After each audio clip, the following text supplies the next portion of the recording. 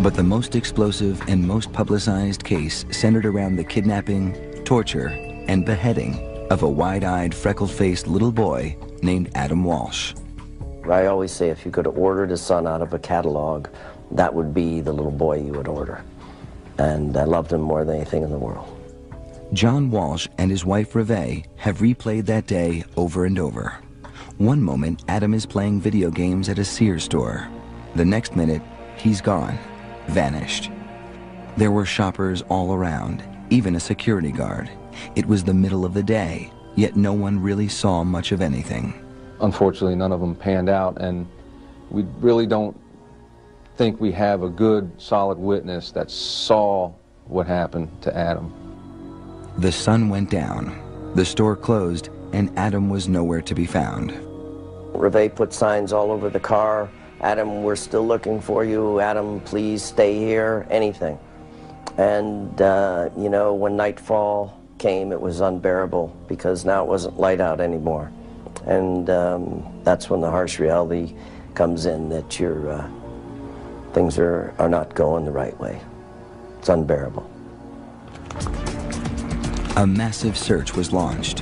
Helicopters looked from above, while friends of the Walshes, even strangers, walked through fields, combed the area, hoping for a sign or a clue, but none came.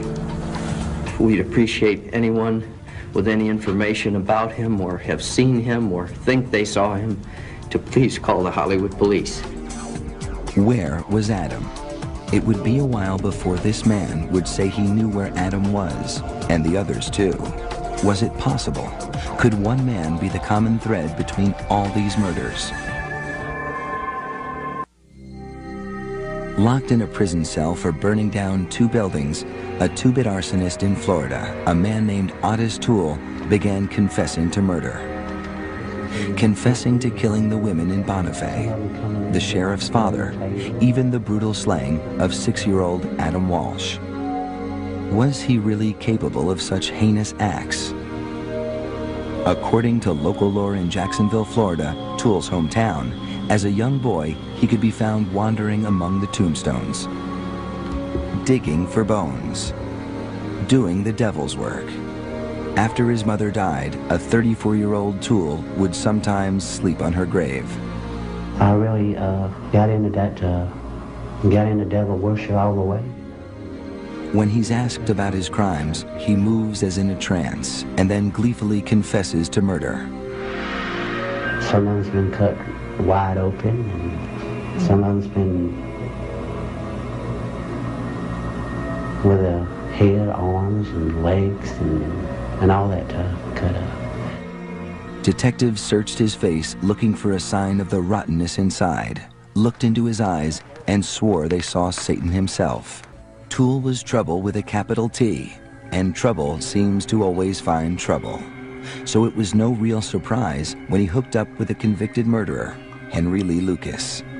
They met at a soup kitchen in Jacksonville, soon became lovers, and moved in together at Toole's mother's house. Lucas had killed his own mother when he was 23. They had nothing to do but travel around and roam around. Apparently they had no gainfully employed, and they just went around stealing and moving on, trying to stay ahead of the game. And what a deadly game they played until their capture in 1983. Lucas was arrested, convicted, and sentenced to life in prison in Texas for the murder of 9 people. Toole was picked up for arson in Florida. Now they played with police, sending them down a dozen different pathways, drawing pictures of their victims, and boasting about their murders. Well, I've killed by strangulation, I've killed by knifings, I've killed by hit and runs, shootings, robberies, hangings, every type of crime, I've done it. It became a gruesome game of one-upmanship. Some of them would be shot in the head, and back of the head, and behind the ear, and in the chest. And it's just like going out and butchering a hog, really. There's no difference. Lucas bragged to police that he killed more than 600 men, women, and children. Toole claimed 125 victims. Could Otis Toole have killed hundreds of people?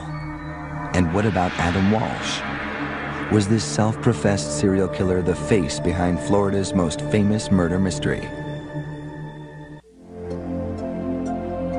Lots of memories about him, how kind he was to everybody. He was the light of everybody's life, and he certainly was of mine. I waited my whole life to have that little boy. Memories are all John Walsh has left because on July 27, 1981, 6-year-old Adam was kidnapped from a mall in Hollywood, Florida. We're the parents of Adam Walsh, who's been missing since yesterday noon from the Hollywood Sears Mall on Hollywood Boulevard. 6.5 years. Reve Walsh, his mother, left Adam here, right at a new video game display, while she went a few aisles away to check out a lamp that was on sale. She left him for just a moment. And in that heart-stopping moment, Adam was gone. Police were baffled. How could a little boy disappear from a crowded store in the middle of the day? The parking lot full of shoppers.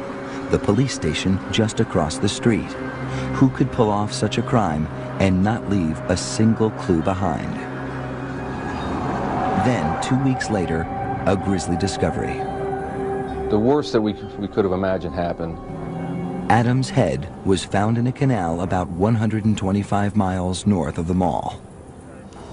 We think we gave it our best effort to bring him back. I just wish it had a happier ending.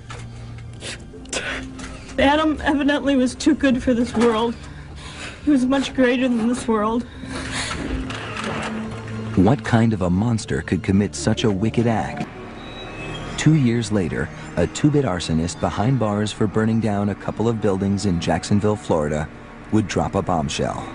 He claimed he wanted to come clean about the murder of a little boy. He made admissions that he had killed a young boy from the Fort Lauderdale area and killed him and took him and dumped his body. Very similar to what we believed happened with Adam. What he recounted, the things he said he did, were enough to make even the most hardened cop's blood run cold. In his words, Adam just came willingly with him to a certain point, to where he decided that he was safe to grab him without anyone seeing him and threw him in his car. He said that July afternoon, he locked Adam inside his 1971 Cadillac and drove off towards his home in Jacksonville. Along the way, Adam started crying, so he punched him in the face. At some point, he pulled off the road, used a machete, and decapitated Adam. He said he drove around with Adam's head and eventually tossed it into a canal. Adam's head was found at mile marker 130. His body was never recovered. This little boy had no chance when faced with so deranged a killer as Otis Toole. If he met anybody on the street, they'd be scared of him. He was a weird-looking individual. The way he carried himself, the way he looked, the way he communicated. Toole wrote letters to the media and Disney World, boasting about his evil acts. The words are chilling. I'm the man who kidnapped, raped, murdered, and cut up Adam Walsh. I really love to rape and kill, and I'm awfully good at it. Maybe the best in the business. He even wrote Adam's father. I read the letter and threw up in the bathroom when I was showed that letter. I mean, here's a guy that admitted to me in a letter that he had murdered my son. I have the letter. He died in prison on September 15th, 1996.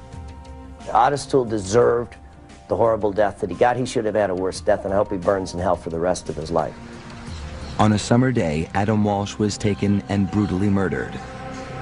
That's all anyone can say for sure.